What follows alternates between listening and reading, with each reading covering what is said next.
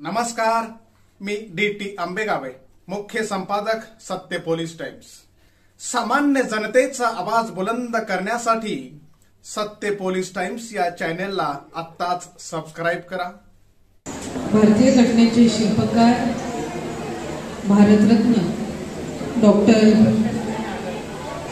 बाबासाहेब आंबेडकर या महामानवाच्या 133व्या जयंती महोत्सवाच्या निमित्ताने त्यांना विनम्र अभिवादन करून या जयंती उत्सवाच्या निमित्ताने आयोजित कार्यक्रमासाठी व्यासपीठावर उपस्थित सर्व मान्यवरांना आजच्या या दिनाच्या मनापासूनच्या शुभेच्छा देऊन खऱ्या अर्थानं ज्यांनी माणूस म्हणून आपल्याला जगण्याचा अधिकार दिला, ज्यांनी खऱ्या अर्थानं भारताचं संविधान आपल्याला दिलं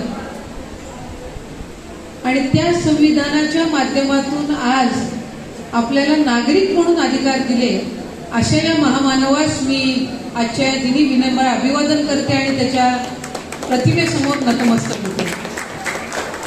दरवर्षी हा दिवस आपण अतिशय उत्साहाने, आपुलकीने, प्रेमाने त्यानिमित्ताने साजरा करत असतो। कारण आपल्याला सगळ्यांनाच माहिती आहे की आज आपल्याला जो काही समाजामध्ये वावरत असताना अधिकार मिळालेला आहे, जी काही आपल्याला समान वागणूक मिळालेली आहे, ती कुठं ना कुठं तरी डॉक्टर बाबासाहेबांच्या कृपेने आहे। आणि म्हणून हा दिवस आपण अतिशय आनंदाने, उत्साहाने, आपुलकीने, प्रेमाने आणि तितकीच मनामध्ये जाणीव ठेवून साजरा करत असतो। आज एक लोकप्रतिनिधी म्हणून, एक महिला लोकप्रतिनिधी म्हणून उभं राहण्याचा या व्यासपीठावर जो मला अधिकार मिळाला तो या संविधानाने मिळाला आणि ते संविधान डॉक्टर बाबासाहेब आंबेडकरांनी आपल्याला उपलब्ध करून दिले। मी आपल्याला सर्वांनाच या निमित्ताने मनापासूनची विनंती करते की खऱ्या अर्थानं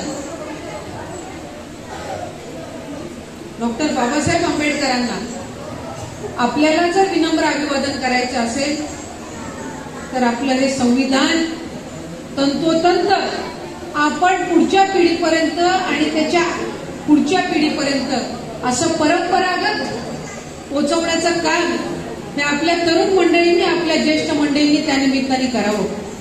कारण ज्या वेळेला समाजामध्ये एक वेगवेगळ्या पद्धतीचे मतमतांतर पसरवण्याचा प्रयत्न केला जात आहे, त्यावेळेला मी आवर्जून या निमित्ताने उल्लेख करते की चंद्र तारे सूर्य असेपर्यंत डॉक्टर बाबासाहेब आंबेडकरांनी दिलेलं संविधान हे कोणीही बदलू शकत नाही।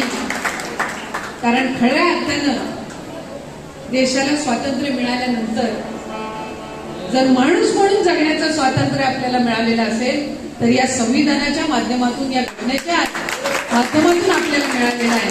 आणि हे जोपासणं, हे पुढच्या पिढीपर्यंत पोहोचवणं हे तुम्हा आम्हा सर्वांचीच, ही वर्तमान पिढीची त्यानिमित्ताने जबाबदारी आहे। मी पुन्हा एकदा आजच्या दिनानिमित्त आपल्याला सर्वांनाच मनापासूनच्या शुभेच्छा देते। डॉक्टर बाबासाहेब आंबेडकरांचे विचार मनामध्ये आत्मसात करून पुढच्या पिढीने आपण सगळ्यांनीच एकत्रितपणाने त्यांच्या स्वप्नातला भारत, त्यांच्या स्वप्नातला सामान्य नागरिक हा अधिकाधिक निर्माण करण्याचे काम करूयात, अशीच या निमित्ताने सदिच्छा व्यक्त करते आणि थांबते।